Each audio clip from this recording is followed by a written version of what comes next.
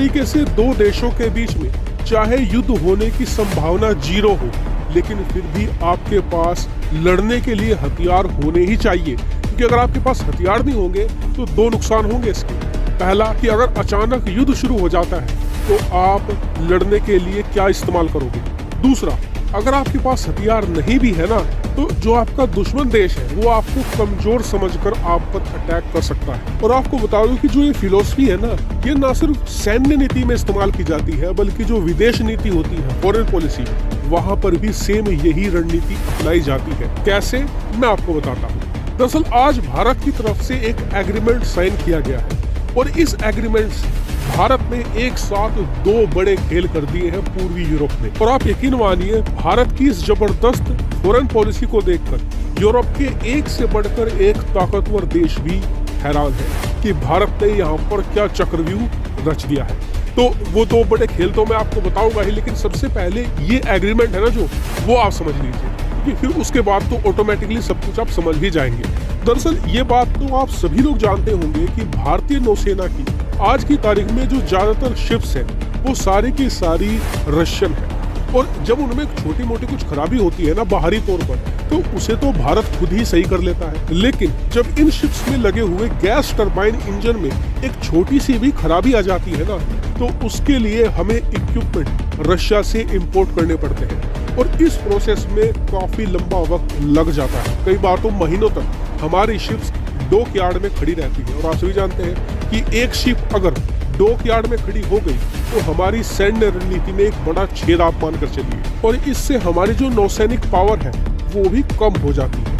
ऐसे में भारत इसके लिए एक सोल्यूशन की तलाश में था और सोल्यूशन हमें मिला यूक्रेन में। दरअसल जिस तरीके के इंजन रूसी कंपनियां बनाती हैं, सेम वही इंजन यूक्रेनियन कंपनी जोरिया मास्टोक भी बनाती है। तो भारत की BHEL ने और यूक्रेन की कंपनी जोरिया मास्टोक ने दोनों ने अब एग्रीमेंट साइन कर लिया है कि भारत में जो इस समय नौसैनिक शिप है, इनमें लगने वाले गैस टरबाइन इंजन के जो इक्विपमेंट है, स्पेयर पार्ट है, अब वो दोनों मिलकर भारत में ही मैन्युफैक्चर करेंगे। और यकीन मानिए, इस एग्रीमेंट से भारतीय नौसैनिक कमांडर हद से ज्यादा खुश है। खुशी का कारण भी है क्योंकि एक शिप जो बहुत ही अच्छी हो, जो दुश्मन को खोल कर रख दे, वो एक छोटी सी खराबी के लिए महीनों तक डॉक यार्ड में रिपेयरिंग के लिए खड़ी रहे, उसका स्पेयर पार्ट रूस से आने को तैयार ना हो, तो उनकी सैन्य रणनीति बेकार हो जाती थी।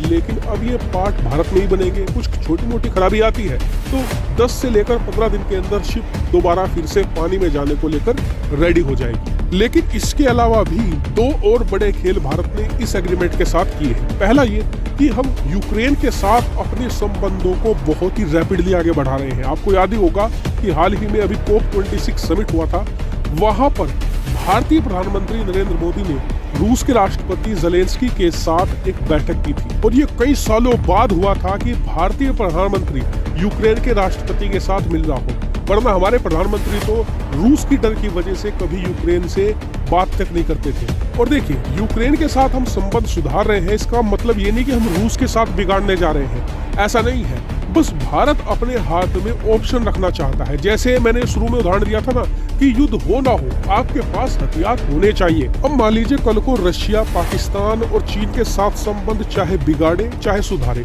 भारत घबराएगा नहीं। क्यों? क्योंकि हमारे पास रूस की कार्ड मौजूद है, वो है यूक्रेन। अगर रशिया भविष्य में गड़बड़ करता है तो हम यूक्रेन का कार्ड खेल देंगे, अगर नहीं करता है तो हम अपने यूक्रेन के कार्ड को जेब में रखेंगे। और इसका एक और फायदा है कि रूस सावधान भी रहेगा कि अगर हमने पाकिस्तान और चीन से ज्यादा क्लोजनेस बढ़ानी शुरू कर दी तो भारत के पास भी कुछ है जिससे वो आपको नुकसान पहुंचा सकते हैं। दूसरा बड़ा खेल ये हुआ है कि भारत की तीनों सेनाओं में करीबन 60 से लेकर 70% रूसी हथियार है। ये बात भी आप जानते हैं। उनकी समय समय पर सर्विसिंग होती है, उनके ओवरहॉल होते हैं, उनमें कुछ टेक्निकल प्रॉब्लम आती है या कुछ टूट फूट होती है तो उसके लिए स्पेयर पार्ट भी रूस से आती है। तो इन सब चीजों के लिए रूस हमसे हर साल बिलियंस ऑफ डॉलर्स यानी कि हजारों करोड़ों की संख्या में रुपया ऐंठता है। तो भारत कर क्या रहा है कि जितने भी नए हथियार हैं उन्हें तो हम खुद ही बनाने की कोशिश कर रहे हैं, लेकिन जो पुराने भी हथियार हैं उनके छोटे से छोटा और बड़े से बड़े स्पेयर पार्ट है